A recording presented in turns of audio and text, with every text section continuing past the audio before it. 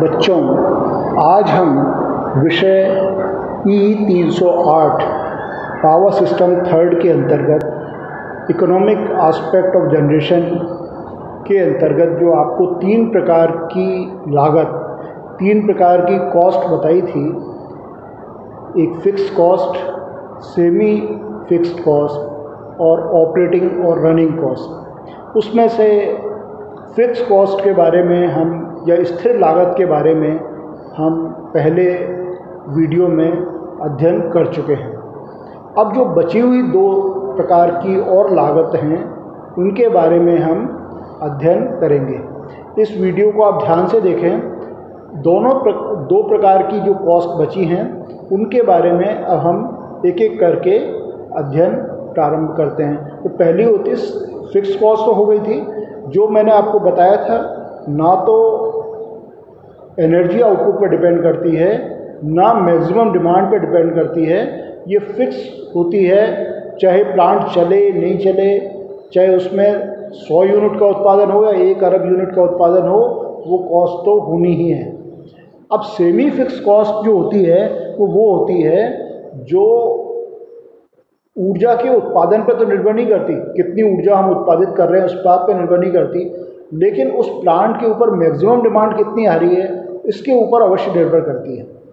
ये यदि maximum demand उसके ऊपर 800 मेगावाट है तो सेमी फिक्स कॉस्ट अलग होगी।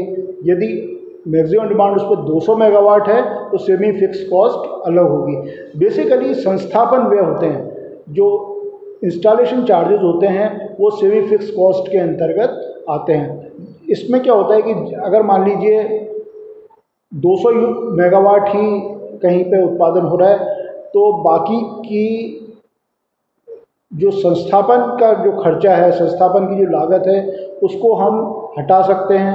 हटाने का अर्थ ये है कि उनकी सेवाओं को भी, जो वहाँ पर लोग काम कर रहे होते हैं उनको भी या तो जो ऑपरेटिंग यूनिट होती है उसी में शिफ्ट कर दिया जाता है या दूसरी जगह पे विस्थापित कर दिया जाता है।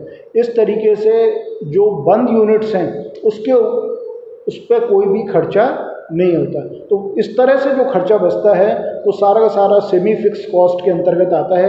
यानी कितनी यूनिट्स चल रही हैं, जैसे एक प्लांट में 7 यूनिट लगी हुई हैं, सातों यूनिट मान लीजिए 210 मेगावाट की हैं, और अगर मान लीजिए 2 ही यूनिट चल रही हैं तो बाकी 5 के ऊपर होने वाला खर्चा जो है बच जाएगा। फिक्स कॉस्ट जो होगी वो तो इनिशियल कॉस्ट जो लग गई वो तो सभी प्लांट के लिए लग गई, जो भी इंटरेस्ट, डेप्रिसिएशन, ज़मीन की लागत जो आपको पहले बताई थी। लेकिन इस कॉस्ट को हम बचा सकते हैं। तो ये ऊर्जा के व्यय पर निर्भर नहीं करती, हम एनर्जी कितनी भी प्रोड्यूस करें। जैसे मान लीजिए अगर आपके मैक्सिमम डिमांड ही उसमें कम है तो उससे आप भले ही उसको साल भर चलाएं, कितनी भी समय वो प्लांट चले, एनर्जी कितनी भी प्रोड्यूस हो, लेकिन अगर मैक्सिमम डिमांड कम है तो सेमी फिक्स कॉस्ट कम होगी, मैक्सिमम डिमांड ज़्यादा है तो सेमी फिक्स कॉस्ट ज़्यादा होगी। और इसमें मूलतः संस्थापन व्यय आते हैं। वैसे किसी भी प्लांट के अंदर इस तरह की कॉस्ट बहुत ही कम होती है और इसको अलग कर पाना भी सामान्यतया कठिन होता है, लेकिन हम समझने के लिए इसको समझ सकते हैं और कुछ अर्थों में इसको कंट्रोल भी किया जा सकता है। अब हम एक इम्पॉर्टेंट कॉस्ट पे आते हैं जो कहलाती है ऑपरेटिंग कॉस्ट या रनिंग कॉस्ट, हिंदी में कहते हैं प्रचालन लागत। ये तीसरे प्रकार की कॉस्ट है। इसमें मोटे तौर पे 4 तरह की कॉस्ट इसमें आती है। पहला है फ्यूल कॉस्ट। पहले हम चारों को एक बार नाम देख लेते हैं, फिर उसके बाद उसको एलेबोरेट करके उसका विस्तार से समझने का भी प्रयास करेंगे। तो पहली होती है फ्यूल कॉस्ट, दूसरी होती है लेबर कॉस्ट, तीसरी होती है मेंटेनेंस कॉस्ट और चौथी होती है सप्लाई कॉस्ट। अब ये चारों को अलग अलग समझने का प्रयास करते हैं। फ्यूल कॉस्ट, अब जो थर्मल पावर प्लांट्स हैं, जो डीजल पावर प्लांट्स हैं, गैस बेस्ड प्लांट हैं, इनमें एक फ्यूल के रूप में कोई ना कोई ईंधन प्रयुक्त होता है। सामान्यतया जो जल शक्ति केंद्र हैं, जो हाइड्रो इलेक्ट्रिक पावर प्लांट्स हैं, उनके अंदर फ्यूल कॉस्ट तो कुछ होती नहीं है। न्यूक्लियर पावर प्लांट में भी चूँकि न्यूक्लियर फ्यूल बहुत ही कम मात्रा में चाहिए होता है, तो इसकी मात्रा काफ़ी कम होती है। फ्यूल कॉस्ट होती तो है, लेकिन इसका मान, इसकी मात्रा काफ़ी कम होती है। लेकिन thermal power plant, diesel power plant और गैस बेस्ड पावर प्लांट में इनकी सिग्निफिकेंट मात्रा होती है, फ्यूल कॉस्ट काफ़ी ज़्यादा मात्रा में होती है। अब ईंधन लागत में जो ईंधन की जो कॉस्ट है वो कई चीज़ों पर निर्भर करती है। जैसे ईंधन किस प्रकार का है, अगर कोयला भी है तो कोयला किस प्रकार का है। कोयला भी कार्बन कंटेंट के हिसाब से अलग अलग प्रकार का कोयला होता है, तो उसके हिसाब से अलग अलग फ्यूल कॉस्ट उसकी हो जाती है। तो ईंधन के प्रकार पर निर्भर करती है, उसके कैलोरी मान पर निर्भर करती है, उसकी कैलोरीफिक वैल्यू जो होती है वो कितनी है। कोयले की कैलोरीफिक वैल्यू ज़्यादा है तो नेचुरली उसकी कॉस्ट भी ज़्यादा होगी। कैलोरीफिक वैल्यू कम है तो वो एक एक्चुअली हर प्लांट एक डिफाइंड कैलोरीफिक वैल्यू के लिए ही डिज़ाइन होता है। अगर उसकी कैलोरीफिक वैल्यू उससे मान से कम है तो ऐसी स्थिति में ना तो वो इतनी स्टीम क्रिएट कर पाएगा, मात्रा में भी स्टीम कम होगी और उसका टेम्परेचर और प्रेशर भी उतना नहीं होगा, तो उससे प्रोडक्शन और उसकी इफ़िशियंसी दोनों पर ही बुरा प्रभाव पड़ेगा। तो कैलोरीफिक वैल्यू बहुत इंपॉर्टेंट है। ये नहीं कि हम मतलब कैलोरीफिक वैल्यू पूरा करने के लिए 1 किलो की जगह 2 किलो कोयला डाल देंगे तो ऐसा नहीं होगा कि उसकी कैलोरीफिक वैल्यू तो उसकी एक रेंज होती है, उस रेंज में कैलोरीफिक वैल्यू होनी चाहिए। तो ये जब भी कोयला आता है तो उसको उसकी कैलोरीफिक वैल्यू तो टेस्ट की जाती है बार बार, क्योंकि उसमें बहुत ज़्यादा डेविएशन होगा तो प्लांट की ओवरऑल एफिशिएंसी पर भी फ़र्क पड़ता है। तो इसका फ्यूल कॉस्ट में इसका मान ईंधन के प्रकार के साथ साथ उसके कैलोरीफिक मान, उसकी कैलोरीफिक वैल्यू कितनी है उसके ऊपर भी डिपेंड करेगा। इसके अलावा उपलब्धता, जैसे मान लीजिए बरसात का समय होता है, ज़्यादातर जो खाने होती हैं उनमें पानी आ जाता है, तो उस समय कोयले की उपलब्धता कम हो जाती है। कोयला भीग जाता है, उसकी उपलब्धता कम हो जाती है। तो उसकी उपलब्धता पर भी निर्भर करता है कि उसकी वैल्यू फ्यूल कॉस्ट कितनी होगी। अगर उपलब्धता कम है तो नेचुरली फ्यूल कॉस्ट बढ़ जाती है। कई बार मान लीजिए किसी खान में हड़ताल चल रही है तो भी फ्यूल कॉस्ट बढ़ जाएगी। तो ये फ्यूल कॉस्ट इस चीज़ पे बहुत ज़्यादा डिपेंड करती है कि उसकी उपलब्धता, यानी उस समय जैसे हर चीज़ की कीमत उसकी उपलब्धता पर निर्भर करती है, ऐसे ही फ्यूल की कीमत भी उसकी उपलब्धता पर निर्भर करती है। और इसकी परिवहन कॉस्ट, मान लीजिए इसका ट्रांसपोर्टेशन के भाड़े बढ़ गए, डीजल की कीमतें बढ़ी, उसके कारण रेलवे ने भी अपने ट्रांसपोर्टेशन चार्जेस बढ़ा दिए, जो रोड ट्रांसपोर्ट है उसने भी अपने ट्रांसपोर्टेशन चार्जेस बढ़ा दिए, तो फ्यूल कॉस्ट भी उसके साथ साथ बढ़ जाएगी। तो ये इस सब सारे फैक्टर्स हैं जिनके ऊपर ये फ्यूल कॉस्ट डिपेंड करती है। तो कोई भी जो रनिंग कॉस्ट है ये कितनी एनर्जी प्रोड्यूस हो रही है उस पर डिपेंड करेगी, उसकी प्लांट की इफ़िशियंसी पर डिपेंड करेगी। अगर प्लांट की इफ़िशियंसी ज़्यादा इफ़िशिएंट प्लांट है तो उसमें मतलब फ्यूल का कंजम्पशन कम होगा, चाहे वो डीजल के रूप में हो, कोयले के रूप में हो, जिस भी रूप में हो। यदि ज़्यादा इफ़िशिएंट प्लांट होंगे तो उसमें फ्यूल कंजम्पशन कम होगा। अगर कम इफ़िशिएंट प्लांट हैं, पुराने प्लांट्स हैं, तो उसमें फ्यूल कंजम्पशन ज़्यादा होता है। इसके अलावा प्लांट प्रति इकाई, मान लीजिए आप 1 ही यूनिट चला रहे हैं तो और आप 7 यूनिट चला रहे हैं, उसके ऊपर भी फ्यूल कॉस्ट निर्भर करती है। तो ये सारे पैरामीटर्स हैं जिनके ऊपर फ्यूल कॉस्ट निर्भर करती है। अब ये तो हो गया फ्यूल कॉस्ट, यानी जो प्रचालन लागत का एक प्रमुख कंपोनेंट है।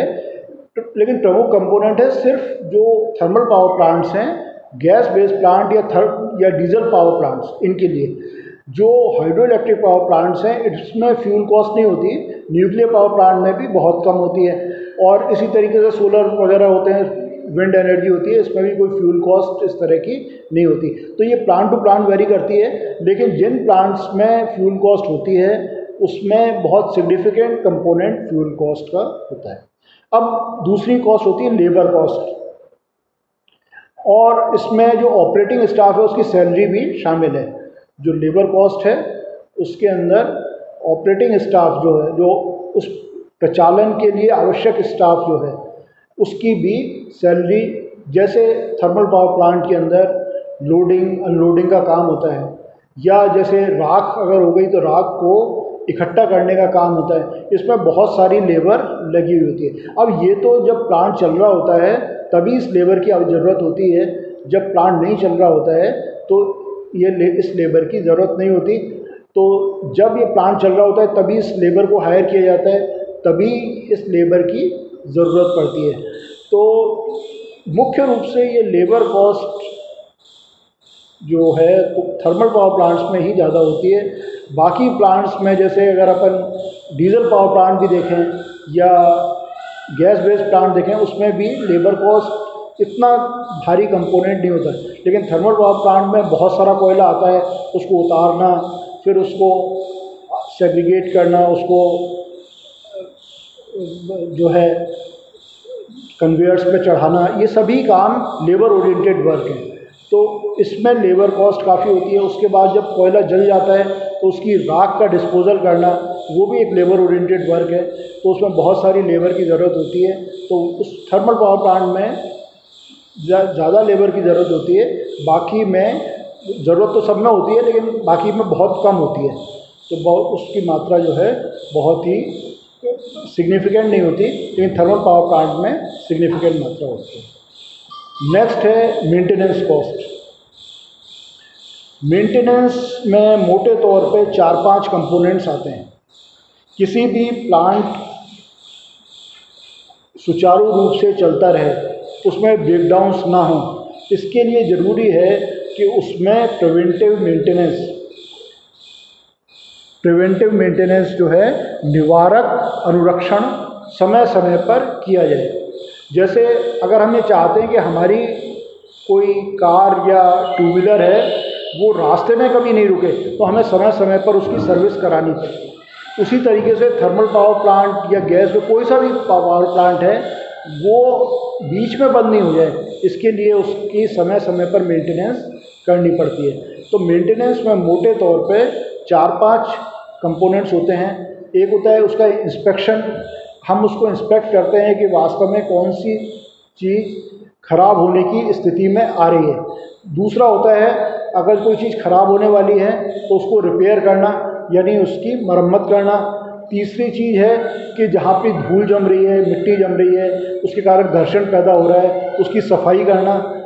चौथा है पुनर्कल्पन या ओवरऑलिंग करना। ये किसी भी तरीके का प्लांट हो, चाहे थर्मल पावर प्लांट हो, डीजल पावर प्लांट हो, even hydro electric power plant हो, सभी के अंदर मेंटेनेंस तो एक आवश्यक कंपोनेंट है, जिसे कहते हैं निवारक अनुरक्षण। मेंटेनेंस होता है अनुरक्षण, और निवारक अनुरक्षण का मतलब है कि प्रिवेंटिव मेंटेनेंस, यानी वो मेंटेनेंस जो प्लांट के ब्रेकडाउन होने से पहले की। ब्रेकडाउन होने के बाद तो मरम्मत होगी उसकी, लेकिन ब्रेकडाउन होने से पहले जो की जाएगी वो इसकी प्रिवेंटिव मेंटेनेंस होगी। तो इसमें ये बहुत ज़रूरी है हर तरह के प्लांट को के प्रॉपर ऑपरेशन के लिए।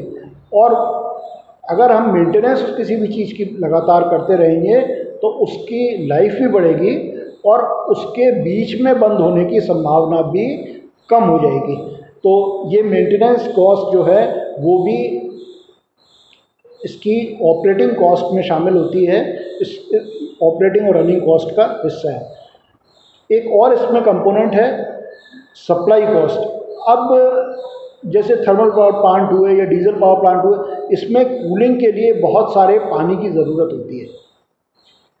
इसी प्रकार से या और भी कई पर्पस के लिए, जैसे